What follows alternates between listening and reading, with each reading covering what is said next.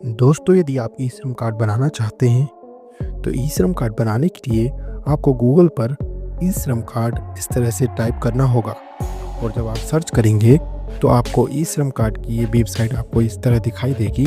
पहले ही इस वेबसाइट पर आपको क्लिक करना होगा। क्लिक करने के बाद आपके सामने इस तरह से इंटरफेस खुलेगा। यहाँ पे गो टू मेन पेज पर यहाँ पे हम क्लिक करेंगे और इस तरह से हम इस वेबसाइट पर पहुँच जाएंगे।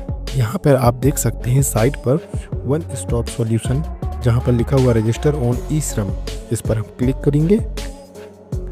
रजिस्टर ऑन ई श्रम पर क्लिक करने के बाद इस तरह से आप इंटरफेस देख सकते हैं जो कि ऑफिशियल वेबसाइट है। इसके ई श्रम के रजिस्टर करने के लिए इस पेज पर आप आ जाएंगे जहाँ पे आप देख सकते हैं सेल्फ रजिस्ट्रेशन।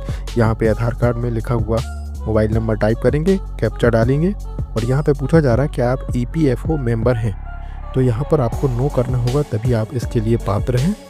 यदि आप यहाँ पर सेकेंड ऑप्शन में एम्प्लॉय स्टेट इंश्योरेंस, तो यहाँ पर भी आपको नो करना होगा और सेंड OTP पर क्लिक करेंगे।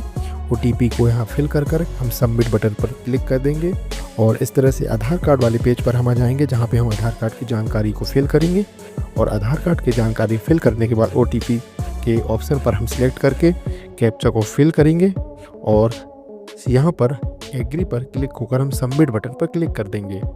सबमिट बटन पर क्लिक करने के बाद हमारे नंबर पर OTP आएगा जो कि आधार कार्ड नंबर से जुड़ा हुआ मोबाइल पर होगा और इसे वैलिडेट करेंगे। वैलिडेट होने के बाद हमारे सामने इस तरह की पर्सनल इन्फॉर्मेशन जो रहती है वो खुलने की, यहाँ पर आपको देख सकते हैं नाम, डेट ऑफ बर्थ और जेंडर दिखाई देगा। पर्सनल इन्फॉर्मेशन हमारी इस तरह खुल चुकी है जिसमें हम रजिस्टर्ड मोबाइल नंबर देख सकते हैं और यहाँ पे ईमेल मेरिट स्टेटस आप देख सकते हैं। चलिए हम इस फॉर्म को फिल करते हैं। मैरिटल स्टेटस हमारा जो भी है हम उसको यहाँ पे सिलेक्ट कर लेंगे। मदर नेम, यदि हमारे पास मदर नेम दिया हुआ है तो हम भर सकते हैं, यदि मैंडेटरी नहीं है। फादर्स नेम, हस्बैंड नेम हम सिलेक्ट कर लेंगे। हमने हस्बैंड नेम सिलेक्ट किया है, हस्बैंड नेम हमने यहाँ पे फिलअप कर दिए। सोशल कैटेगरी सिलेक्ट करेंगे और यदि कैटेगरी का सर्टिफिकेट है तो उसे भी आप हम यहाँ पे दे सकते हैं। ब्लड ग्रुप, यदि आपके पास ब्लड ग्रुप है जानकारी तो आप उसे दे सकते हैं, मैंडेटरी नहीं है। डिफरेंटली अवेलेबल उसकी जानकारी दे सकते हैं। नॉमिनी की जानकारी यहाँ पे हम देंगे, नाम, नॉमिनी का नाम हम भर देंगे।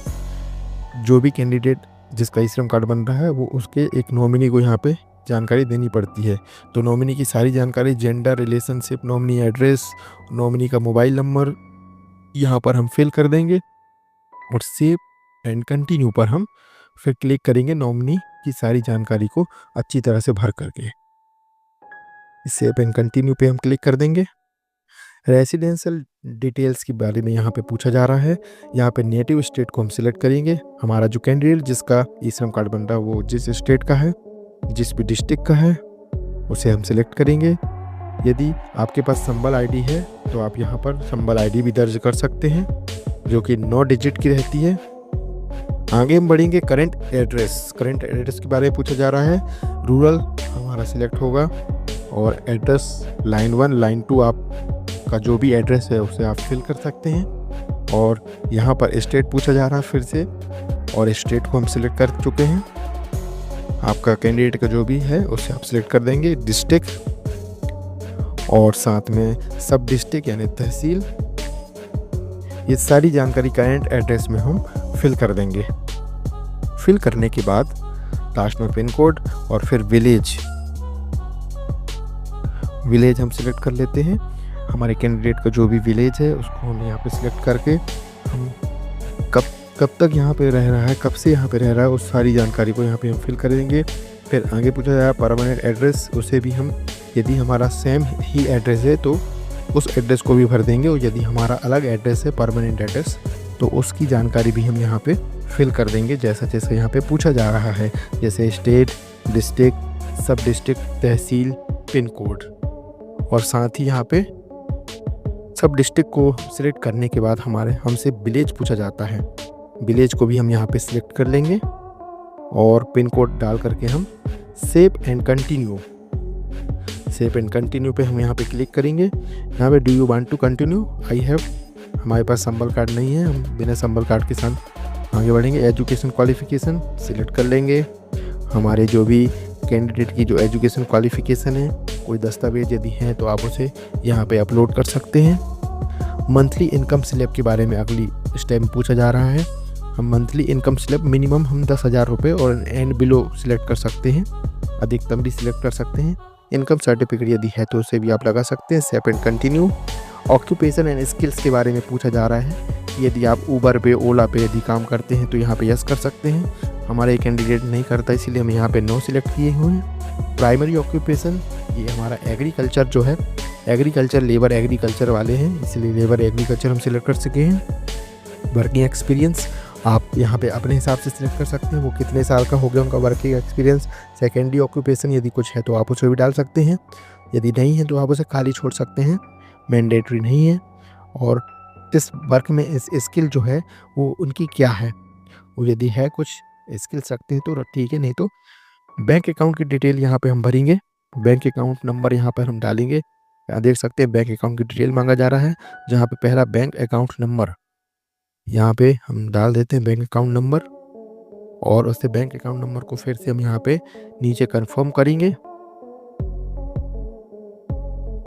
चलिए बैंक अकाउंट नंबर हम कंफर्म कर देते हैं।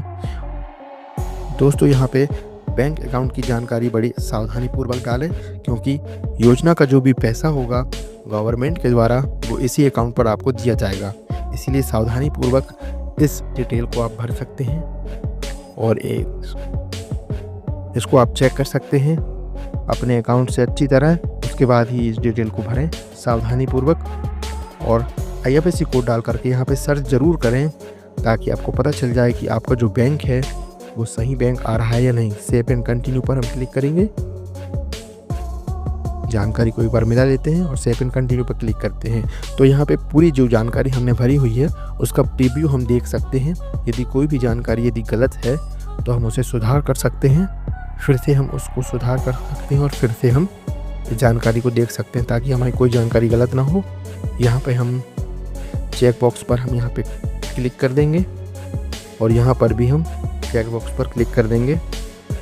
यहाँ पे पूछ रहे हैं NCS में यदि आपका रजिस्ट्रेशन चाहते हैं, यदि चाहते हैं तो यस, नहीं चाहते तो नो। सबमिट पर हम क्लिक कर देंगे और इस तरह से हम देख सकते हैं कि ई-श्रम कार्ड बन करके रेडी हो चुका है, जो कि डाउनलोड UAN कार्ड भी यहाँ पे हम क्लिक करके हम इस कार्ड को डाउनलोड कर सकते हैं। तो दोस्तों इस तरह से ई-श्रम कार्ड का आप बना सकते हैं। ई-श्रम कार्ड को बनाने का ये प्रोसेस है। वीडियो आपको कैसी लगी आप हमें ज़रूर बताएं। हमारे चैनल को यदि आप नए हैं तो हमारे चैनल को ज़रूर सब्सक्राइब करें। इसी तरह की वीडियो हमारे चैनल पर आती है। Thank you.